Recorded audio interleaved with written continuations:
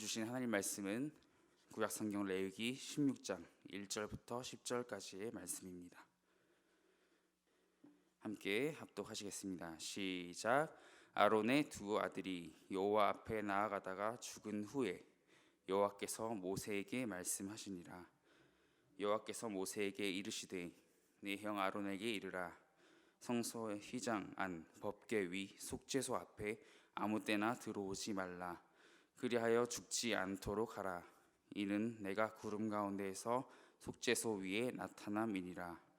아론이 성소에 들어오려면 수송아지를 속죄 제물로 삼고 수양을 번제물로 삼고 거룩한 세마포 속옷을 입으며 세마포 속바지를 몸에 입고 세마포 띠를 띠며 세마포 관을 쓸지니 이것들은 거룩한 옷이라.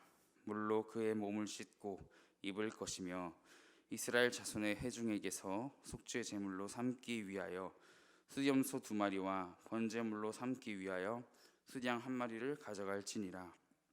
아론은 자기를 위한 속죄제에 수송아지를 드리되 자기와 집안을 위하여 속죄하고 또 그 두 염소를 가지고 회막문 여호와 앞에 두고 두 염소를 위하여 제비 뽑되 한 제비는 여호와를 위하고 한 제비는 아사셀을 위하여 할지며 아론은 여호와를 위하여 제비 뽑은 염소를 속죄제로 드리고 아사셀을 위하여 제비 뽑은 염소는 산채로 여호와 앞에 두었다가 그것으로 속죄하고 아사셀을 위하여 광야로 보낼지니라.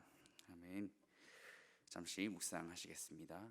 레위기를 3월 한 달 동안 묵상해 오면서 구약의 5대 제사를 함께 묵상하게 되었고요.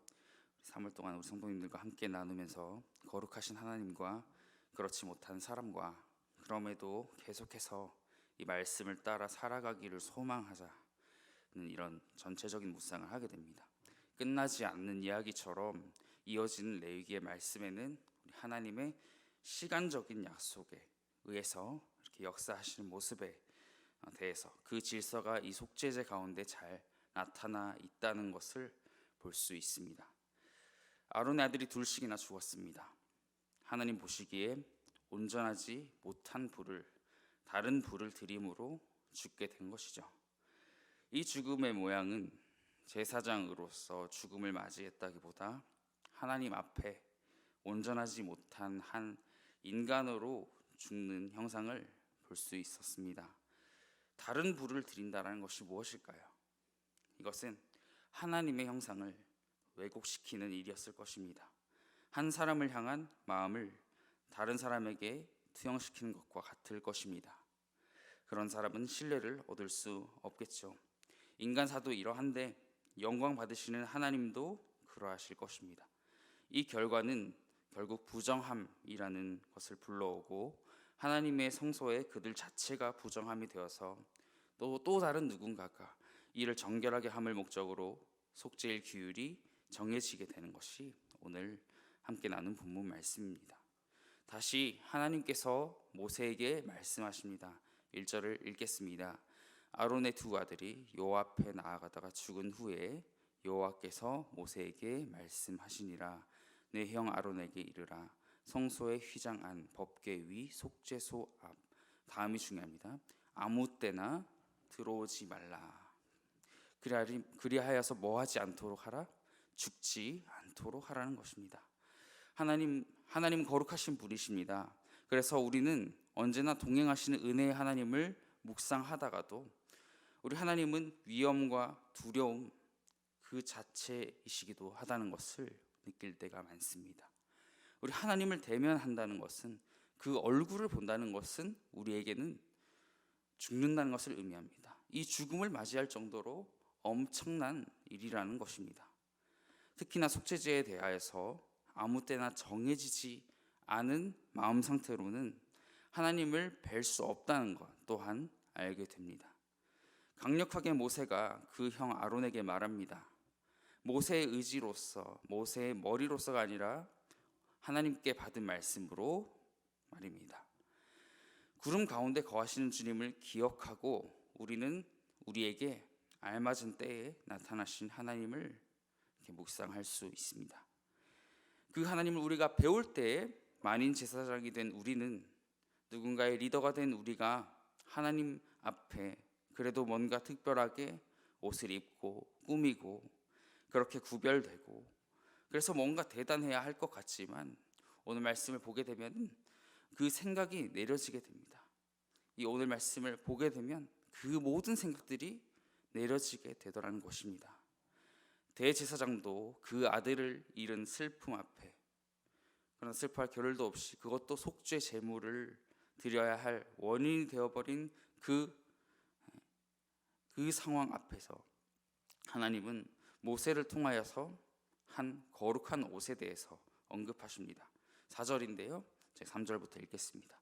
아론이 성소에 들어오려면 수송아지를 속죄 제물로 삼고 수양을 번제물로 삼고 거룩한 세마포 속옷을 입으며 세마포 속바지를 몸에 입고 세마포 띠를 띠며 세마포 관을 쓸지니 이것들은 거룩한 옷이라.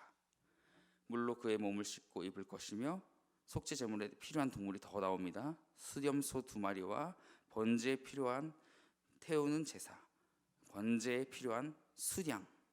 우리 수양이 정말 귀했죠. 수양이 귀했다는 것을 기억하실 겁니다. 수양 1마리를 더 가져가야 했다는 것입니다. 아무튼 이런 필요한 준비물을 언급한 뒤에는 앞서 말씀드린 거룩한 옷에 대하여서 더 말씀드려야 합니다. 우리 일반적인 시각에서는 세마포 옷은 그 당시 하나님께 예배드리는 예복에 비하면 화려함과 전혀 거리가 먼 것이겠죠. 우리 하나님은 거룩하시며 우리에게 거룩할 것을 명령하신 분이시지만 우리가 죄를 아뢰고 용서받는 자리 가운데에는 그 마음 가운데 꾸미지 않고 있는 그대로 나아오기를 원하십니다. 나의 상황 그대로 나오기를 원하십니다. 거룩한 옷으로 상징된 세마포 옷처럼 말이죠. 우리 속죄일의 그 중요성도 있습니다. 1년 중 가장 중요한 날로서 이스라엘 온 백성이 안식하면서 금식하는 때가 속죄일입니다. 아사셀이 언급된 부분을 같이 읽어보겠습니다. 8절입니다. 2 염소를 위하여 제비 뽑되 한 제비는 여호와를 위하고 한 제비는 아사셀을 위하여 할지며. 아론이 속죄를 해야 했고 하나님을 위한 것은 2마리의 준비된 염소를 제비 뽑은 염소를 드린 반면 다른 1마리는 어디로 보냅니까? 광야로 보냅니다. 광야라는 것이 무엇일까요? 이 사람의 힘으로 방향도 알 수 없고 돌아올 수도 없는 곳입니다. 그곳으로 죄를 보낸다는 것은 무엇을 의미할까요? 바로 다시는 같은 죄를 범하지 않겠다는 의미이고 그들의 죄 문제가 온전히 처리되었다를 뜻하는 것입니다. 사랑하는 성도 여러분, 아이들에게도 레위기 묵상을 함께 하면서 이 속죄제에 대한 말씀을 전하면서 참 어려운 일이기도 했습니다만 이렇게 어릴 때부터 형성되어지는 갈등이나 거짓이나 불순종에 관한 것들도 있겠지만 지금 같은 시대에 습관적인 예배 속에서 온전한 예배가 되지 못하거나 오늘 다른 부를 드리는 인간의 모습처럼 그러다 죽음을 맞이한 인간의 모습처럼 우리 마음이 하나님이 아닌 다른 것들로 채우고 있는지 다른 것들로 채우고 있지는 않은지 돌아보는 시간이 되었습니다. 그러므로 구리지구촌교회 전 성도님들도 이와 같은 우리 본문 말씀 앞에 그 당시의 규율이 아니라 언제나 새롭게 조명해서 이 말씀을 통해 나 자신을 새롭게 조명해서 이 신약 시대 뉴 노멀 시대에 하나님께 드려야 할 불과 드리지 않아야 하는 다른 불이 무엇이 있는지 이제 이 규율은 유효하지 않지만 속량되었지만 우리 마음 가운데 드리지 말아야 할 불이 있으신지요? 예수 그리스도로 인해서 이 모든 것들이 온전해졌습니다. 이제 하나님께 드릴 것은 우리의 마음입니다. 그 마음이 2개로 나뉘어지지 않고 하나로 모아지며 그 마음을 하나님께 드리는 것입니다. 속죄에서뿐만이 아니라 우리 일상에서의 승리를 위해서 더 한 단계 나아가는 또 오늘 말씀을 통해서도 살아계신 하나님 그리고 정확히 우리를 부르시고 정해진 때에 정확히 우리를 부르시고 쓰시는 하나님을 경험하는 우리 모든 성도님들이 되시기를 주님의 이름으로 부탁드립니다. 기도하시겠습니다.